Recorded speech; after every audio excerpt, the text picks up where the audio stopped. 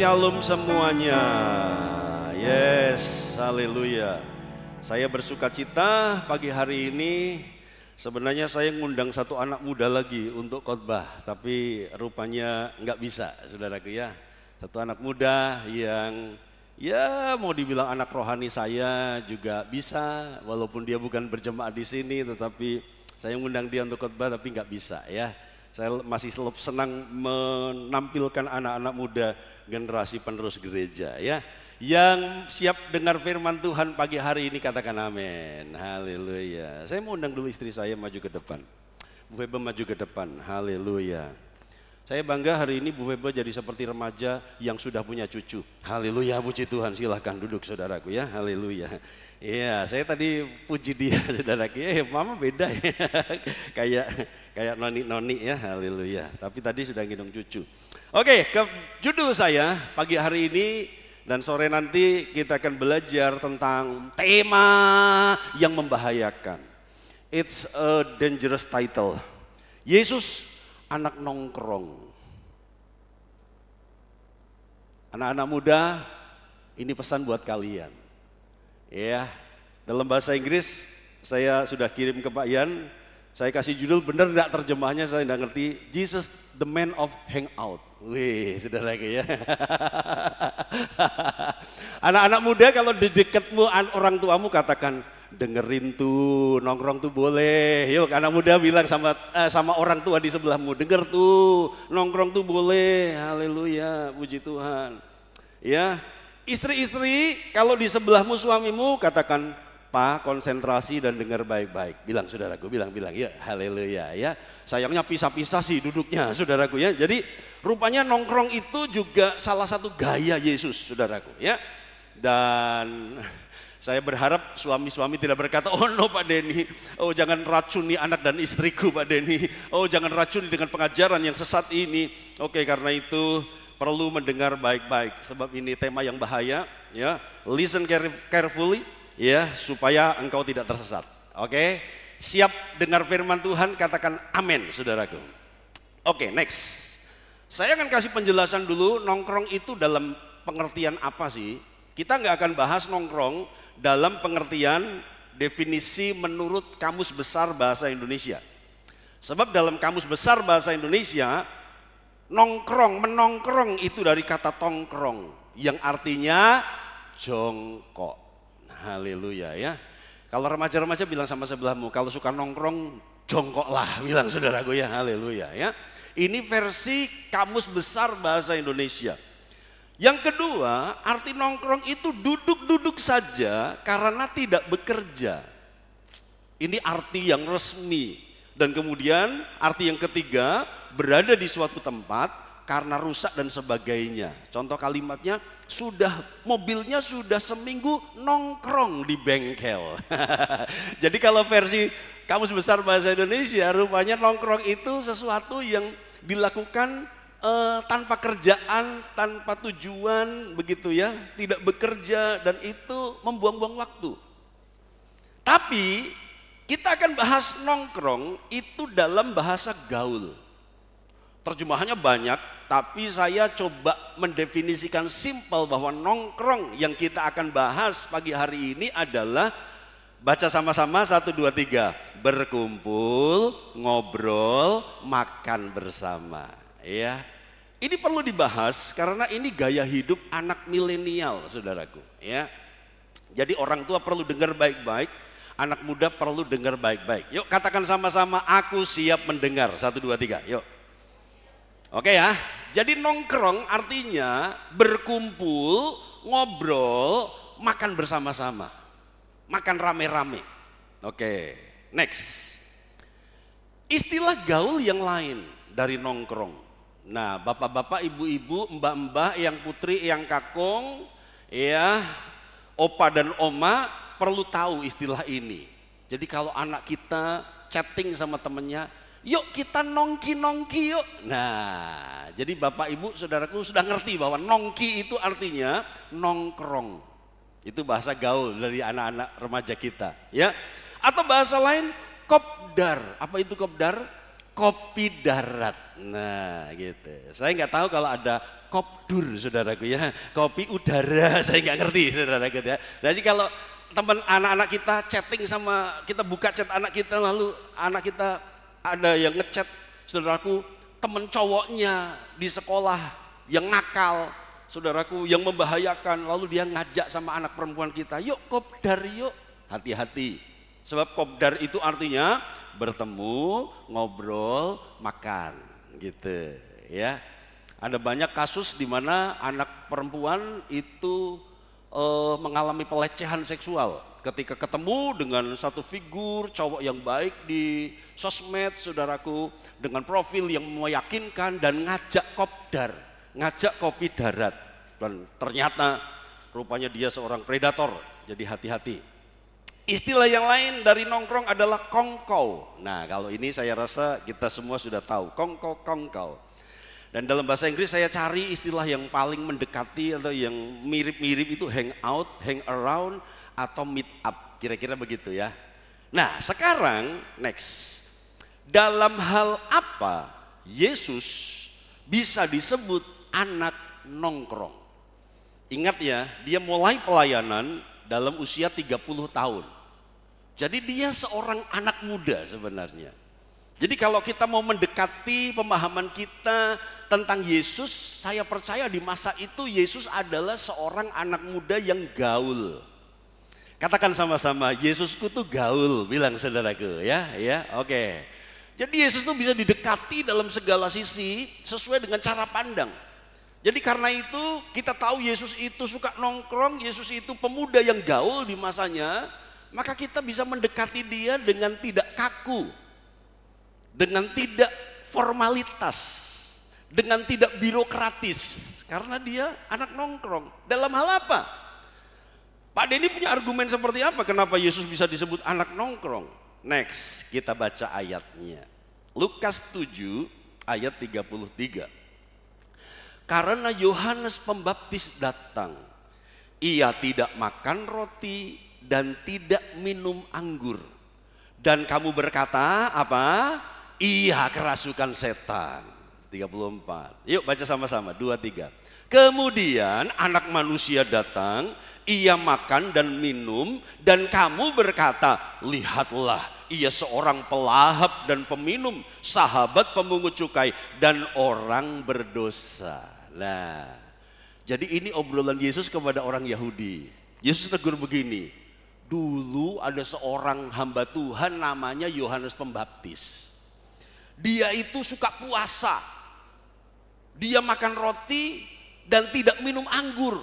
Wah, hidupnya kudus, hidupnya holy banget, hidupnya itu jadi teladan. Wah, dia menjauhi dunia, dunia tak dapat menggantikanmu, gitu kan. Ini lagunya Yohanes Pembaptis. Dia tidak makan roti karena suka puasa nih, nabi yang suka puasa.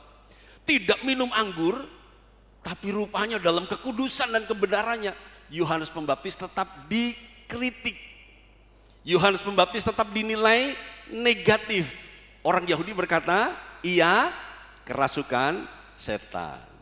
Yohanes Pembaptis disalahkan dalam kebenarannya. 34. Kemudian era berganti. Anak manusia datang. Yesus datang. Yesus dia suka makan dan minum. Yesus itu suka nongki-nongki. Yesus itu suka nongkrong. Iya. Kan nggak ada kafenya, sorry bos, zaman itu belum ada kafe. Haleluya, puji Tuhan ya. Jadi nongkrongnya Yesus ya gaya 2000 tahun yang lalu. Iya, nggak ada kafe. Jadi nongkrongnya ya nongkrong di rumah orang saudaraku ya, makan minum, berbincang-bincang. Nongkrongnya Yesus begitu. Nggak ada pakai kafe-kafe, zaman itu belum ada. Anak manusia datang, ia makan dan minum, dan kamu berkata, ia seorang pelahap dan peminum, sahabat pemungut cukai dan orang berdosa, sahabat para koruptor, sahabat orang-orang kotor. Yohanes Pembaptis kudus, sering puasa, dibilang kerasukan setan. Yesus yang gaul, suka makan minum, suka bersosialisasi, bermasyarakat, dibilang rakus, pelahap dan peminum. Bilang sama sebelah, Pemimpin itu memang serba salah. Bilang saudara, bilang saudara. Haleluya. Karena itu saya pesen Karisma Family, tolong hargai para pemimpin yang melayani di tempat ini. Yang setuju katakan amin. Waduh, aminnya lupa. Aminnya kalem saudara, haleluya. Yang mau menghargai semua pemimpin yang melayani katakan amin. Ya. Mimpin Komsel itu angel saudaraku, ya. Mimpin KFC itu angel. Jadi mimpin KFC yang segelintir orang sedikit itu angel. Ngomong orang yang lebih dari satu itu angel saudaraku. Jadi ayo anggota-anggota KFC, hargailah pemimpin KFC-mu. Yang setuju katakan amin, ya. Untuk para pemimpin KFC, sabar, ya. Istighfar, haleluya, ya. Nyebut, haleluya, puji Tuhan. Kalau selalu dinilai salah. Karena Yohanes Pembaptis yang kudus puasa dibilang kerasukan setan. Yesus saudaraku yang suka makan-makan gaul dibilang rakus, duniawi, pemungut cukai, najis, sahabat orang berdosa, ya. Kalau sebelahmu seorang pelayan bilang istighfar, haleluya, puji Tuhan, ya. Nyebut ya. Sabar, haleluya, puji Tuhan. Jadi Bapak Ibu Saudaraku, Yesus dia suka makan dan minum. Karena itu orang berkata, orang menilai, oh ini rabi yang pelahap dan peminum. Sahabat pemungut cukai dan orang berdosa. Nanti sore saya buka pelahap dan peminum itu apa artinya lebih dalam lagi. Next. Jadi kesimpulan awal kita, Yesus itu rupanya senang kumpul-kumpul, makan dan minum. Iya. Yuk baca sama-sama kalimat di atas, 1, 2, 3. Yesus senang kumpul-kumpul, makan dan minum. Bilang sama sebelah, rungoki, haleluya, puji Tuhan, ya. Yesus itu suka kumpul-kumpul, makan-makan dan minum bersama dengan kolega-kolega yang lain. Nah, tetapi lebih dari gaya hidup Yesus yang gaul begitu, yang dipersoalkan orang Yahudi, pemimpin Yahudi adalah dengan siapa Yesus makan. Makan minum gak salah. Budaya di zaman itu saling mengundang makan itu biasa. Iya. Karena itu orang Manado itu Yahudi banget saudaraku, iya kan? Saling mengundang makan.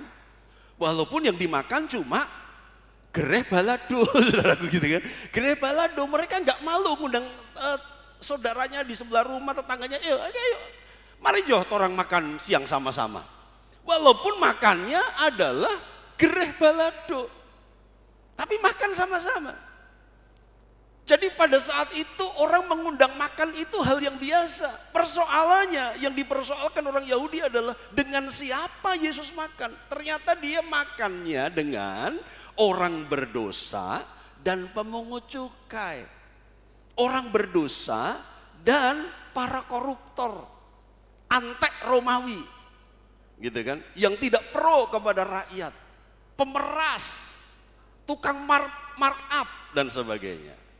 Lanjut.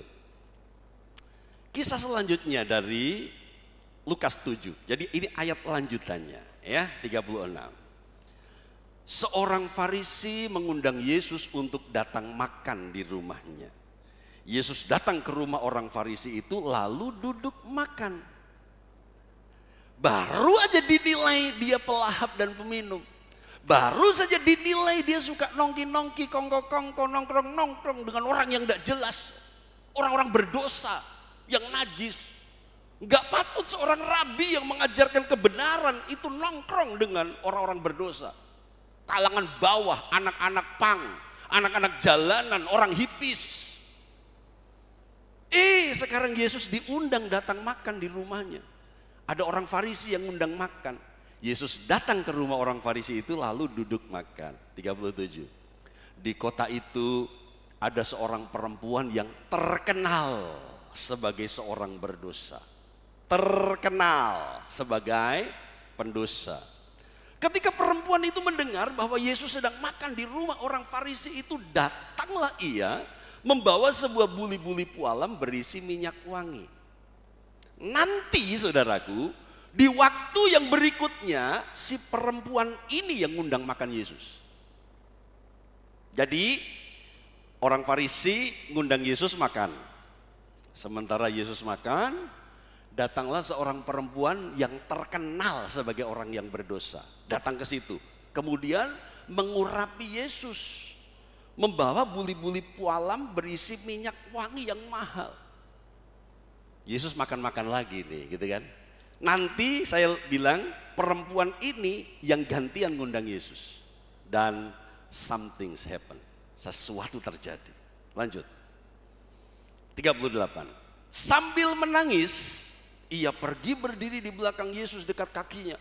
Lalu membasahi kakinya itu dengan air matanya dan menyekanya dengan rambutnya. Kemudian ia mencium kakinya dan meminyakinya dengan minyak wangi itu. Ketika orang Farisi yang mengundang Yesus melihat hal itu, ia berkata dalam hatinya. Gak berani ngomong langsung, saudaraku ya.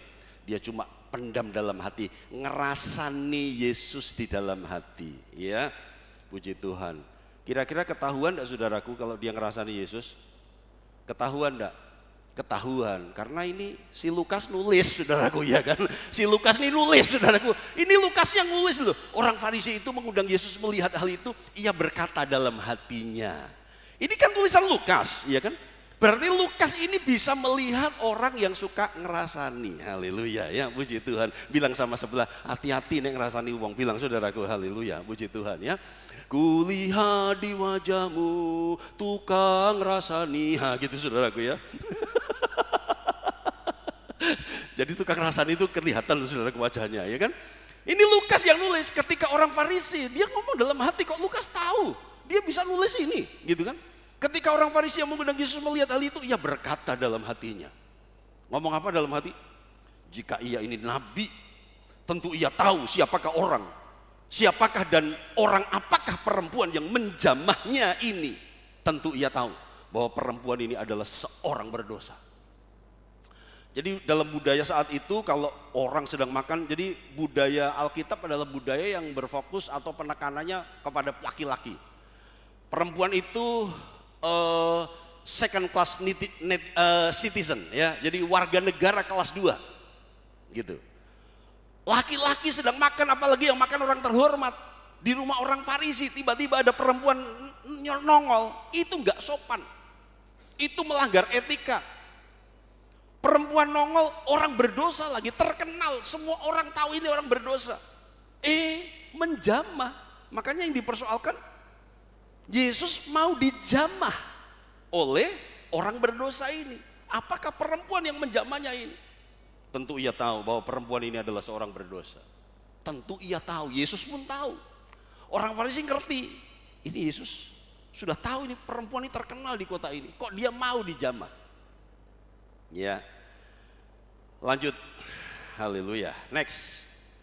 Lagi-lagi kita melihat ada undangan nongkrong, ya kan?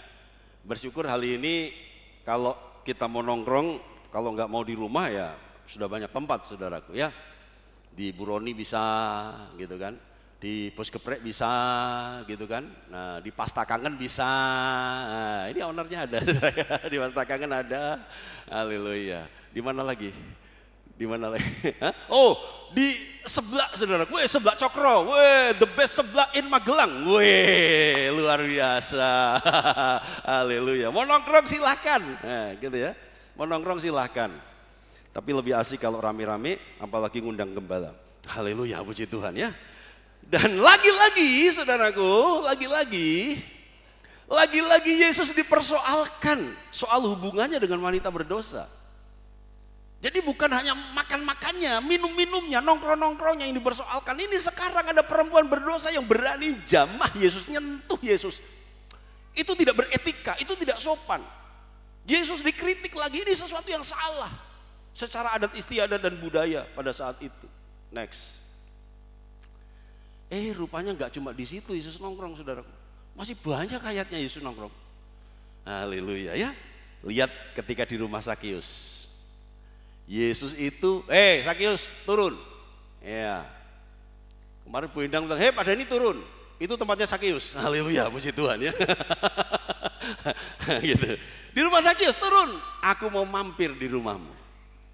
Jangan dipikir mampir itu cuma mampir duduk garingan. Enggak, saudaraku ya. Yesus kalau dia mampir ke rumah orang itu enggak garingan, saudaraku ya. Haleluya. Bilang sama sebelahmu, ora koyo awake dhewe. Saudaraku ya. Haleluya. Puji Tuhan ya. Haleluya. Ya, Sakius tuh masak-masak. Sakius jamu Yesus karena dia kepo. Itu budaya sejak perjanjian lama. Bapak Ibu lihat Abraham dapat tamu terhormat dimasakin. Gitu kan? Tamu mendadak ya, dimasakin. Haleluya. Tamu ini sabar saudaraku. Sebentar, tunggu sebentar. Jangan pergi dulu. Kamu harus makan. Oh, istirahat, rileks sejenak saudaraku. Sabar. Sabarnya itu sapinya baru ditangkap, dibeleh saudaraku. Haleluya. Ya, masaknya kapan orang ngerti saudaraku begitu kan. Itu Abraham zaman kuno tuh nahan orang dijamu itu sebuah budaya di saat itu. Gideon ketemu malaikat saudaraku, dimasakin. Itu ya, dimasakin. Nah saudaraku, jadi di rumah Sakius itu Yesus nongkrong, terjadi dialog pembicaraan, makan minum, tapi nongkrongnya tuh menghasilkan. Katakan sama-sama, nongkrong yang menghasilkan. Katakan, haleluya, puji Tuhan ya. Nongkrong yang menghasilkan, haleluya, puji Tuhan. Nah, kita perlu belajar ini bahwa nongkrong yang punya tujuan. Katakan sama-sama, nongkrong yang punya tujuan. 1, 2, 3 ya. Bilang sama sebelah, nongkrong itu jangan gaya hidup. Bilang saudaraku, bilang ya. Oke ya. Nongkrong itu jangan gaya hidup. Sebab nongkrong itu menurut sebuah survei, saya baca survei saudaraku, nongkrong itu ternyata nggak bagus, merusak mata pencaharian. Haleluya, puji Tuhan ya. Nongkrong itu nggak bagus, merusak mata pencaharian. Tapi Yesus rupanya ketika nongkrong di rumah Sakius terjadi keselamatan atas seisi rumah itu. Gitu. Saya baca satu artikel, kenapa anak-anak muda susah punya rumah sendiri. Jadi ada beberapa survei, beberapa orang yang gajinya sudah bagus sebenarnya, tetapi kok nggak punya rumah. Ya kalau penghasilan kita terbatas ya wajar gitu ya. Tapi ini survei untuk kaum milenial, anak-anak muda yang gajinya sebenarnya secara hitung-hitungan itu sudah bisa dia punya rumah, tapi kenapa belum punya rumah? Ternyata survei teratas jawabannya adalah budaya ngopi. Makanya saya bilang sama Fion, nak kamu tuh di Jogja, iya KFC itu nggak seru kalau nggak di kafe. Saya bilang ya ini loh surveinya begini loh. Pak, itu berlaku untuk kopi-kopi yang mahal. Kalau aku nongkrong itu kopinya sing 5.000-an, rapopo ya. Haleluya, puji Tuhan ya. Jadi Bapak Ibu Saudaraku, ternyata survei membuktikan anak-anak muda yang sudah bergaji bagus tapi nggak punya rumah karena rupanya gaya hidupnya tuh nongkrong ya. Remaja-remaja, anak-anakku dengar baik-baik ya.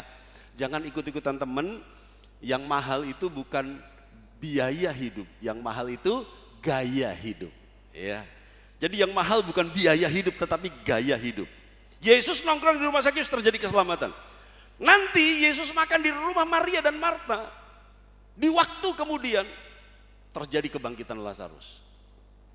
Jadi rupanya ketika Yesus nongkrong itu ada satu atmosfer yang dibangun. Ketika Yesus nongkrong ngobrol-ngobrol, mungkin awalnya ngobrol tentang pemilu saudaraku ya. Wah tentang pemilu rame, wah. Tapi akhirnya keselamatan. Akhirnya kebangkitan saudara. Wih dahsyat. Lanjut. Nah sekarang hal yang berikutnya, kita maju. Katakan sama-sama, aku masih di sini. 1, 2, 3, haleluya ya. Perhatikan bahwa Yesus itu melayani di segala area. Saya ingin kasih ayat bahwa ketika Yesus melayani di rumah-rumah ibadat. Jadi bukan cuma satu. Nah rumah ibadat ini beda dengan bait Allah ya. Untuk pemahaman kita, dalam bahasa Inggris, dalam bahasa asli, rumah ibadat itu dipakai kata sinagog. Dan perhatikan bahwa ini jamak. Rumah-rumah ibadat. Saya baca Matius 9 ayat 35. Demikianlah Yesus berkeliling ke semua kota dan desa. Dia nggak pilih pelayanan kota saja.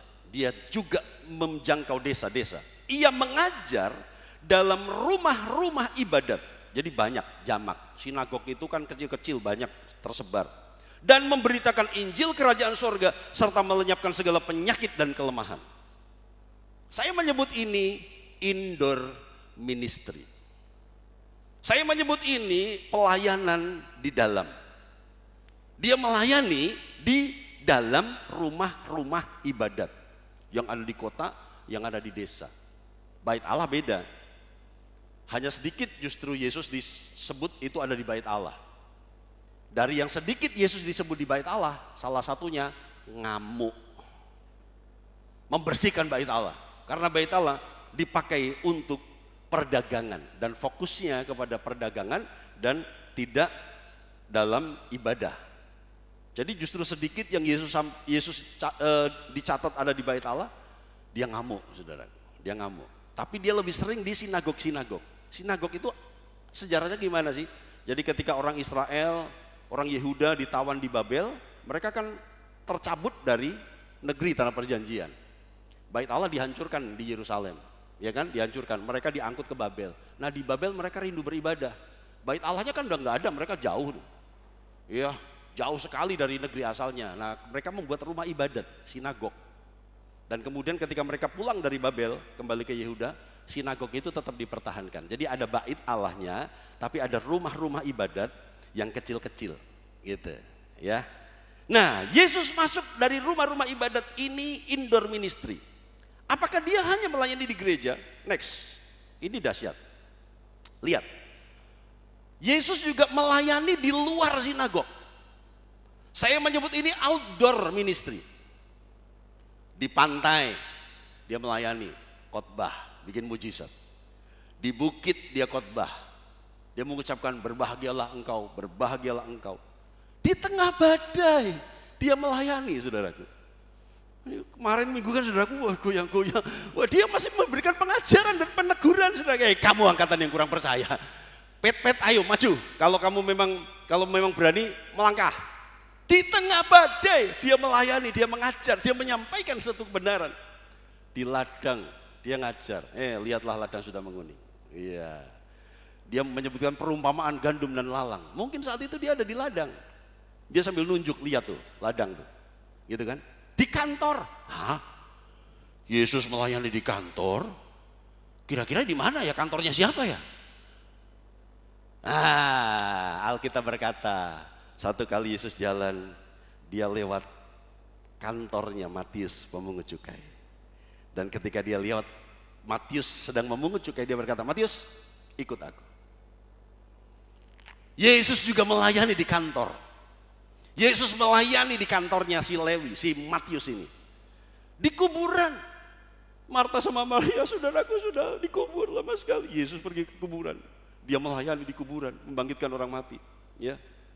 Bilang sama sebelahnya, ke kuburan tuh jangan cari nomor. Bilang saudaraku, haleluya ya, puji Tuhan ya. Kalau ke kuburan tuh bangkitkan orang mati. Ini guyon aja saudaraku ya. Saya percaya di sini sudah nggak ada yang main nomor saudaraku ya, haleluya ya. Kecuali saudaraku ngapalke nomor ayat dan pasal, haleluya, nggak apa-apa saudaraku ya, puji Tuhan ya. Di kuburan Yesus melayani. Di pinggir jalan dia melayani. Kapan dia melayani di pinggir jalan? Dia satu kali jalan saudaraku, ada layatan lelayu, anak muda dinain, dan kemudian dia stop, ibu jangan susah, ayo anak muda bangkit. Wih, di pinggir jalan dia melayani, di rumah-rumah dia melayani, dia datang ke rumah-rumah dan terjadi mujizat. Di Kapernaum mujizatnya di rumah, gitu kan? Dan banyak mujizat di rumah. Di atas perahu dia melayani, di pinggir kolam dia melayani. Kolam ada? Kolam Bethesda, Yohanes 5. Di pinggir kolam dia melayani. Haleluya, puji Tuhan ya. Jadi Pak Ardi kalau ke Ngasinan jangan cuma renang. Haleluya, lihat di pinggir kolam. Weh, kalau lungguh-lungguh bangkit, angkat bangkumu dan berjalanlah. Ngono, haleluya, puji Tuhan ya. Jadi kalau Anda sering ke kolam renang, mari pergi ke kolam renang dengan sebuah misi keselamatan. Yang mau katakan amin. Tepuk tangan dulu buat Tuhan kita. Keren, Yesus keren. Di pinggir kolam pun dia nginjil, di pinggir kolam pun dia beraksi. Haleluya, puji Tuhan. Ya, lihat Yesus melayani di luar sinagog. Outdoor ministry. Bapak Ibu Saudaraku, sekarang kita mau jawab pertanyaan ini. Next. Kenapa Yesus makan dengan pendosa dan dengan pemungut cukai? Jawaban Yesus itu apa? Lukas 19 ayat 9. Ini cerita ketika Sakyus, ya. Ini akhir dari cerita Sakyus, Lukas 19 ayat 9 dan 10. Kata Yesus kepadanya, hari ini telah terjadi keselamatan kepada rumah ini. Karena orang ini pun anak Abraham. Dia ngomong sama Sakyus dan seisi rumahnya. Sebab anak manusia, ayat 10, baca sama-sama yuk, 1, 2, 3. Sebab anak manusia datang untuk mencari dan menyelamatkan yang hilang. Yesus cari mereka yang hilang di luar sinagog. Yesus cari mereka yang perlu diselamatkan di luar rumah ibadah. Yesus cari mereka yang hilang sementara bekerja di kantor. Yesus cari mereka yang hilang di pinggir jalan. Jadi Bapak Ibu, kenapa Yesus makan? Kenapa Yesus minum? Kenapa Yesus nongkrong? Jawabannya ayat 10, anak manusia datang mencari dan menyelamatkan yang hilang. Haleluya. Tadi lagunya Bu Grace tadi loh. Beri kesempatan. Apa tadi? Lagunya pertama gimana? Lagunya pertama, Kau Tuhan yang mulia turun ke dunia untuk tebus segala dosa. Terus, Kau beri keselamatan, beri kesempatan. Tuhan cari orang berdosa. Tuhan kasih kesempatan Matius yang berdosa, antek Romawi, koruptor. Dia cari Petrus yang sedang putus asa. Dia cari orang-orang yang berdosa dan tidak diperhitungkan. Perempuan Samaria dia cari di pinggir sumur. Iya, saya belum catat tadi. Di pinggir sumur Yesus juga beraksi. Dia cari. Dan jangan-jangan seseorang yang sedang Tuhan cari itu adalah temanmu di kantor. Jangan-jangan mereka yang sedang mau Tuhan selamatkan adalah teman bisnismu. Jangan-jangan mereka yang mau diselamatkan adalah teman sekolahmu. Jangan-jangan sesama karyawan di kantor kita. Mereka yang sedang terhilang dan sedang dicari oleh Tuhan. Karena itu mari kita memahami gaya pelayanan Yesus. Next. Nah, ini cerita tentang Matius atau Levi, si pemungut cukai. Ya, saya baca Matius 9 ayat 9. Setelah Yesus pergi dari situ, ia melihat seorang yang bernama Matius duduk di rumah cukai. Jadi lagi kerja, dia lagi nagih pajak gitu, ya. Matius duduk di rumah cukai, lalu ia berkata kepadanya, ikutlah aku. Maka berdirilah Matius lalu mengikuti dia. Lagi kerja dipanggil Tuhan. Ya, bukan mati saudaraku maksudnya, ikut pelayanan, lagi kerja mati bukan, tapi ikut pelayanan, ayat 10 ya. Puji Tuhan. Yang mau dipanggil Tuhan katakan amin. Iya, panggil yang mana dulu Pak? Panggil yang mana dulu Pak? Haleluya, puji Tuhan ya. Kita harus dua-duanya siap, mau dipanggil Tuhan ke surga atau dipanggil dalam pelayanan, harus siap saudaraku ya. Puji Tuhan. Ayat 10. Kemudian ketika Yesus makan di rumah Matius, datanglah banyak pemungut cukai dan orang berdosa dan makan bersama-sama dengan dia dan murid-muridnya. Rupanya setiap kita itu punya komunitas. Setiap kita itu punya circle. Nah, ini juga bahasa gaul sekarang. Anak-anak kita itu mesti kita awasin circle-nya, orang-orang di sebelahnya. Gitu ya. Nah, Bapak Ibu, ketika Matius duduk makan dengan Yesus, Matius langsung WA, datang, datang dong, aku masak banyak nih. Ada orang penting mau sharing dengan kita. Wah, lalu saudaraku, datanglah banyak pemungut cukai dan orang berdosa dan makan bersama-sama dengan dia dan murid-muridnya. Jadi kalau Anda punya bisnis roti misalnya, pasti punya link-link orang yang terhimpun dalam usaha roti. Kalau engkau seorang penjahit, kalau engkau seorang tukang cukur, kalau engkau seorang apa saja, driver ojek online, kita pasti punya komunitas. Ketika satu orang diselamatkan, ketika satu orang mengalami ketertarikan dengan Yesus, maka orang itu berpotensi berpengaruh kepada komunitasnya. Yang mengerti katakan amin. Engkau seorang pemancing, yang pemancing sini katakan amin. Suami saya Pak, tukang mancing Pak. mancing perkoro. Haleluya, puji Tuhan ya. Saya berharap tidak ada di sini ya. Haleluya. Mancing lele enggak apa-apa, mancing grameh enggak apa-apa, silakan. Mancing bawal enggak apa-apa, saudaraku. Ning ojo mancing perkoro. Haleluya, puji Tuhan ya. Jadi Bapak Ibu, kita pemancing, kita punya komunitas. Kita suka goes, kita suka jalan pagi.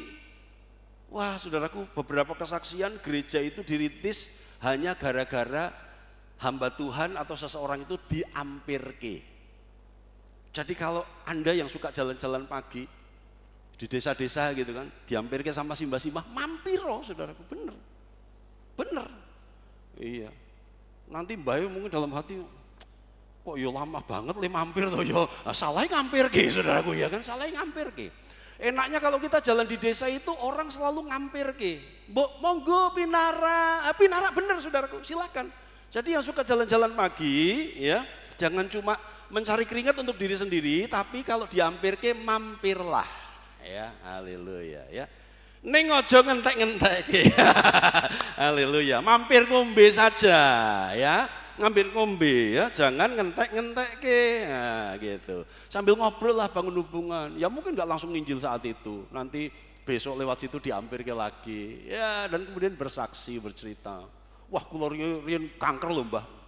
Wah, tapi puji Tuhan disembuhkan Gusti Allah luar biasa. Wah, kula niku mbiyen urip nelongso, Mbah. Tapi sakniki nggih puji Tuhan. Nah, gitu ya. Jadi Bapak Ibu, ketika Yesus makan di rumah Matius, datanglah banyak pemungut cukai dan orang berdosa. Rupanya orang berdosa, komunitasnya juga orang berdosa. Satu tertarik dengan Yesus, yang lain datang. 11. Pada waktu orang Farisi melihat hal itu, berkatalah mereka kepada murid-murid Yesus. Pertanyaan, mengapa gurumu makan bersama-sama dengan pemungut cukai dan orang berdosa? Orang Farisi bingung, ini Yesus nih aneh sih, rabi yang aneh ini, rabi yang aneh.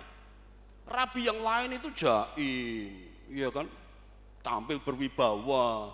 Tapi ini keluyurannya duduknya sama orang-orang berdosa, orang-orang jalanan, orang-orang tidak jelas ini saudaraku.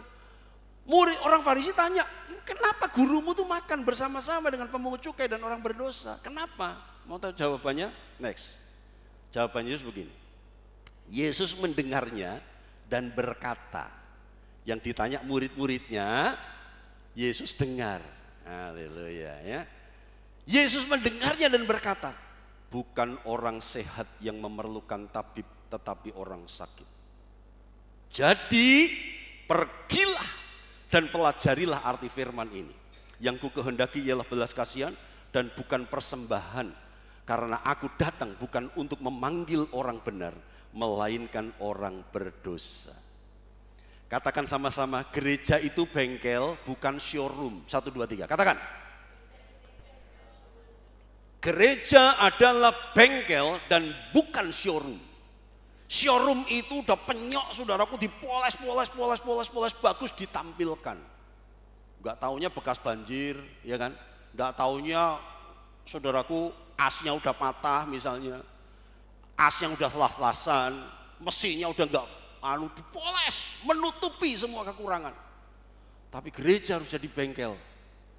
Dan yang ditampilkan adalah orang-orang rusak, orang-orang berdosa yang dibenahi, yang siap dipulihkan. Nah, ini meneguhkan teori saya bahwa dosa itu adalah penyakit roh. Kalau kita percaya tubuh, jiwa, dan roh, sakit tubuh diakibatkan oleh virus dan bakteri. Sakit jiwa diakibatkan oleh persoalan-persoalan kehidupan. Apakah roh bisa sakit? Dosa. Ini ayatnya. Ini teori saya. Ini teori yang saya temukan. Tuhan berkata bukan orang sehat yang memerlukan tabib tetapi orang sakit. Siapa yang sehat, siapa yang sakit? Yang sehat itu orang benar, yang sakit itu orang berdosa. Yesus cari orang berdosa. Jadi kalau hari ini engkau merasa bahwa engkau adalah orang berdosa, maka Yesus sedang mencari dirimu. Yesus sedang memberi kesempatan kepada dirimu. Kalau dia nggak mampir, kalau dia nggak nongkrong di rumah Matius, tidak akan pernah ada Injil Matius. Kalau dia nggak mampir di sana, Matius nggak diselamatkan, kita nggak pernah bisa baca Injil Matius. Jadi siapa tahu teman kantormu yang kau layani, ternyata kemudian dipakai Tuhan menyelamatkan keluarganya. Siapa tahu tetanggamu yang kau layani di pinggir jalan sambil belanja bareng, siapa tahu dia dipakai Tuhan menjangkau komunitasnya. Siapa tahu seseorang yang keleleran di jalan yang kita layani kemudian menjadi penginjil, menjadi seorang yang dipakai Tuhan luar biasa. Dan itu dilakukan oleh Yesus. Next, kesimpulan. Yang pertama, baca sama-sama yuk, 1, 2, 3. Yesus nongkrong untuk sebuah misi keselamatan. Nah, anak-anak muda sekarang bilang, nah ini, bilang, yuk katakan kepada anak-anak muda, ini nongkrong itu bukan menghabiskan sumber dana orang tuamu, uang jajanmu, tapi nongkrong itu menghasilkan sesuatu. Nongkrongnya itu dengan sebuah tujuan, nongkrongnya itu dengan sebuah misi keselamatan. Jadi Yesus bukan soal makan-makannya, makan minum itu hanya sebuah media untuk membangun hubungan, membangun sebuah keakraban, dan kemudian kebenaran disampaikan. Jadi Yesus nongkrong untuk sebuah misi keselamatan, bukan untuk hal-hal yang sia-sia, bukan ngomongin temen, bukan mereka-reka hal-hal yang sia-sia. Nomor 2, next. Yuk baca sama-sama. 1, 2, 3. Pelayanan di luar gereja sama, oke, itu salah ya. Pelayanan di luar gereja perlu digarap dengan serius. Yuk katakan sama-sama, pelayanan di luar gereja perlu digarap dengan serius. 1, 2, 3. Serius Bapak Ibu.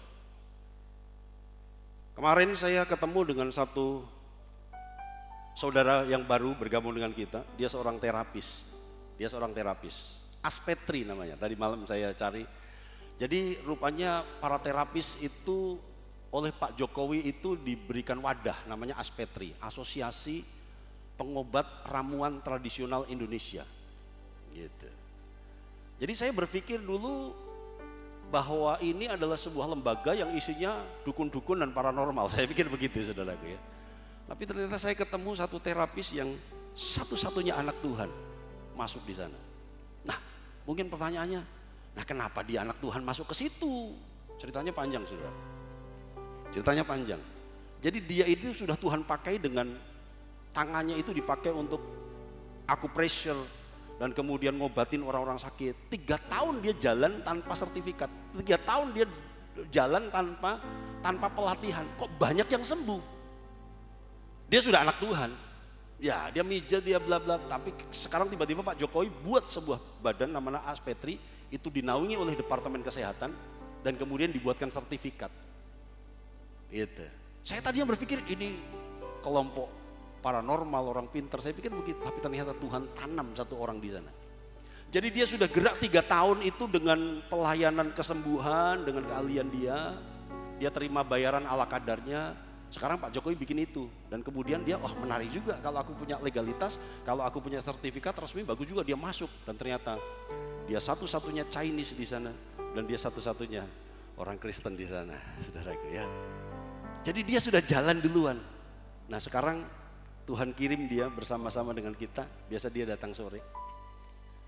Cara pandang saya mulai berubah. Iya, satu organisasi yang saya pikir dulu seharusnya gereja tidak ada di sana. Ini organisasi yang harus dijauhi, tapi ternyata Tuhan punya orang yang Tuhan tanam di sana. Ada apa yang akan Tuhan kerjakan di sana? Pelayanan di luar gereja perlu digarap dengan serius. Dan karena itu gereja ini mengutus engkau kembali ke kantormu, kembali ke masyarakatmu, kembali ke sekolahmu untuk engkau jadi berkat. Haleluya. Yang ketiga dan keempat, terakhir. Saatnya kita membawa gereja keluar gedung dan menjangkau dunia. Penginjilan zaman dulu orang luar dibawa masuk ke gereja. Tapi penginjilan modern, karena situasi, karena aturan hukum dan sebagainya, riskan kalau sekarang kita bawa orang luar ke dalam. Sekarang yang kita lakukan adalah kita bawa Injil keluar gedung dan menjangkau orang-orang di luar. Dan itu tugas Bapak Ibu Saudara, tugas kita bersama ketika kita keluar dari gedung ini. Nongkronglah untuk sebuah misi. 4. Temukan seorang terhilang di luar yang mungkin akan Tuhan pakai dengan dahsyat. Mungkin satu kali akan ada karisma pang ministry. Karisma apalagi itu? Karisma goes ministry. Ya, karisma finance ministry. Keren saudara. Temukan seseorang terhilang di luar yang mungkin akan Tuhan pakai dengan dahsyat. Mari kita mengucap syukur kepada Tuhan.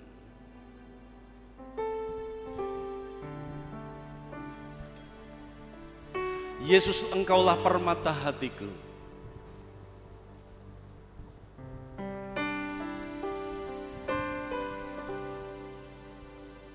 Renungkan firman Tuhan. Gereja lain punya kebiasaan saat teduh setelah firman Tuhan.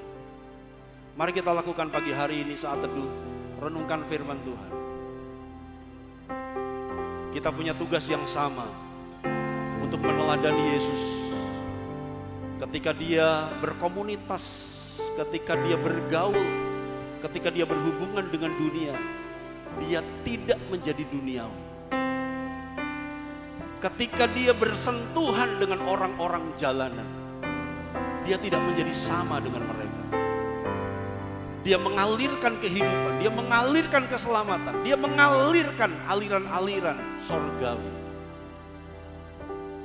Karena mereka menantikan Yesus yang sudah kita kenal dan ada di dalam kita. Yesus, Engkaulah permata hatiku. Dunia tak dapat menggantikanmu.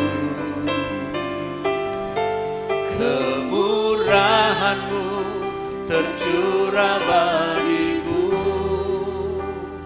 menjadikanku indah dan semakin indah. Yesus, Yesus, Engkaulah permata hatiku. Dunia tak dapat menggantikanmu.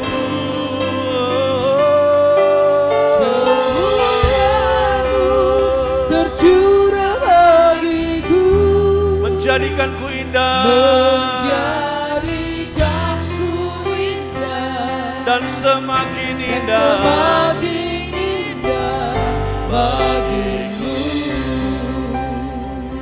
Biarkan setiap kita mengakui bahwa Dia permata hati kita. Biarkan setiap kita mengakui Dia yang terindah.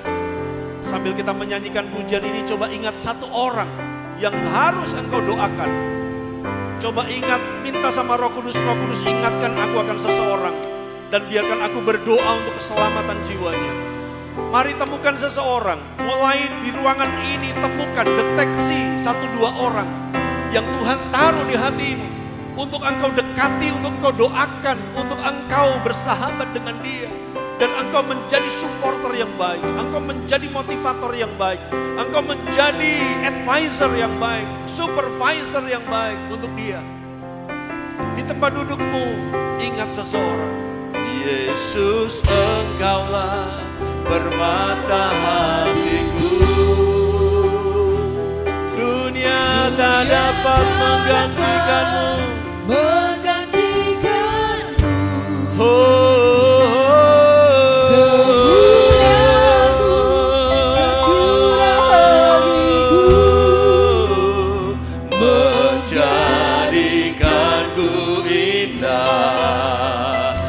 Semakin Yesus, Yesus, Engkaulah. Find someone, Lord.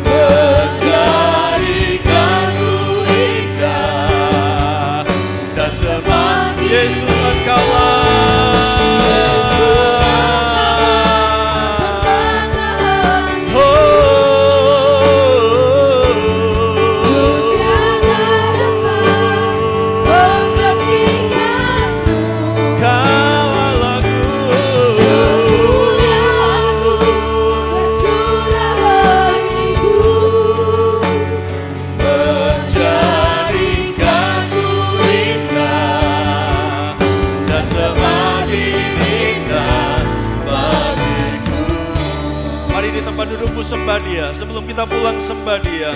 Tuhan, berikan aku beban, berikan aku hati untuk menjangkau orang-orang di sekelilingku Tuhan. Bapa, datanglah kerajaan-Mu, jadilah kehendak-Mu di bumi seperti di sorga.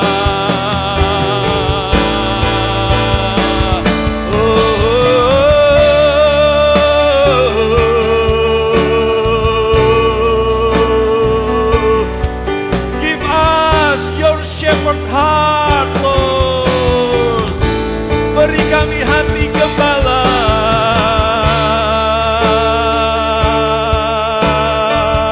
berikan hati seperti hati-Mu.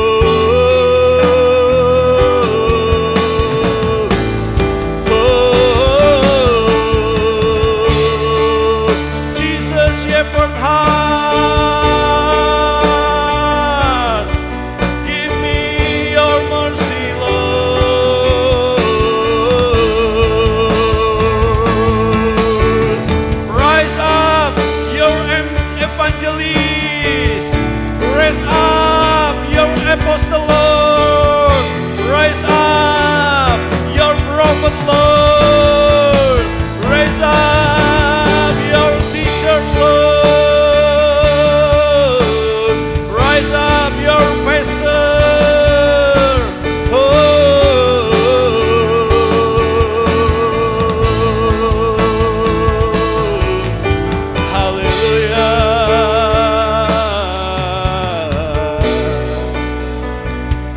Mari berdiri bersama-sama. Siaplah engkau diutus. Mungkin beberapa kita juga ditemukan, diselamatkan ketika kita di luar gereja. Beberapa engkau diselamatkan ketika engkau terhilang. Beberapa diselamatkan ketika engkau ada di jalan, di negeri entah berentah, berdosa dan penuh dengan kegelapan. Beberapa kita dicangkau dari tempat yang terburuk. Tetapi hari ini engkau dengar firman ini. Tuhan mengasihimu. Tuhan mengasihimu dan Tuhan mau memakai hidupmu dengan segenap hati dan jiwaku. Dengan segenap hati dan jiwaku, ku datang padamu. Ku datang padamu dalam kerinduan. Amin. Kasih-Mu yang sanggup mengubahku. Dia beri kesempatan buat kita dan menguatkanku dalam pengharapan.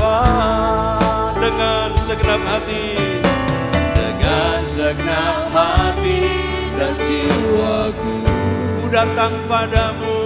ku datang padamu Dalam kerinduan. Kasih-Mu yang sanggup mengubahku Amin dan Tuhan. menguatkanku Dalam pengharapan. Yesus Engkaulah, mari angkat tangan kita. Yesus Engkaulah permata hatiku. Dunia tak dapat menggantikanmu. Kemuliaan-Mu tercurah bagiku. Haleluya. Yesus Engkaulah, Yesus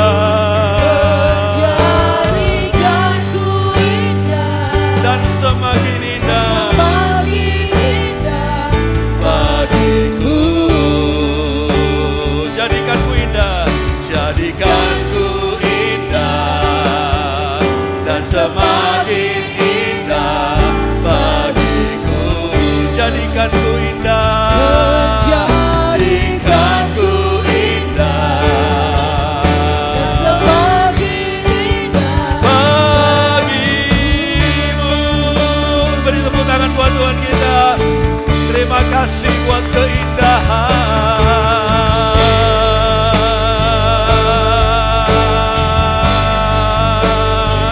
Haleluya. Haleluya.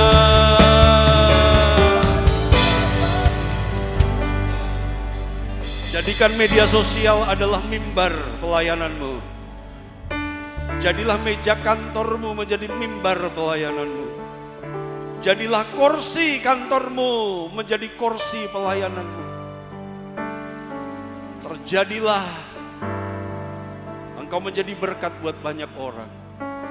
Kami akan pulang, diberkati setiap bisnis, diberkati setiap pekerjaan, diberkati karyawan-karyawan yang bekerja di kantor, bahkan ibu-ibu rumah tangga, anak-anak kami sebagai pelajar, berkati mereka sehingga mereka punya hati menjangkau, mereka punya hati jadi berkat, mereka punya hati menjadi gereja yang hidup dan bergerak, dan kerajaan-Mu dilebar luaskan tanpa harus menambah megahnya gedung.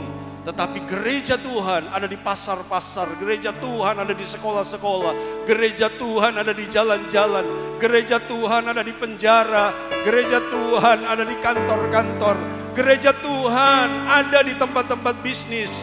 Dan biarkan nasabah kami, klien kami, rekan bisnis kami, mereka adalah umat-umat yang harus kami gembalakan.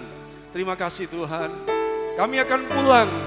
Dan sekarang terimalah berkat anugerah dari Allah Bapa, kasih sayang anaknya yang tunggal, persekutuan Roh Kudus, memelihara roh jiwa tubuhmu sempurna tak bercacat sampai Yesus datang menjemput gerejanya. Terimalah perlindungan yang sempurna, terimalah keberhasilan yang maksimal, terimalah keberuntungan yang ajaib dalam nama Yesus. Haleluya. Amin. God bless. Tuhan memberkati.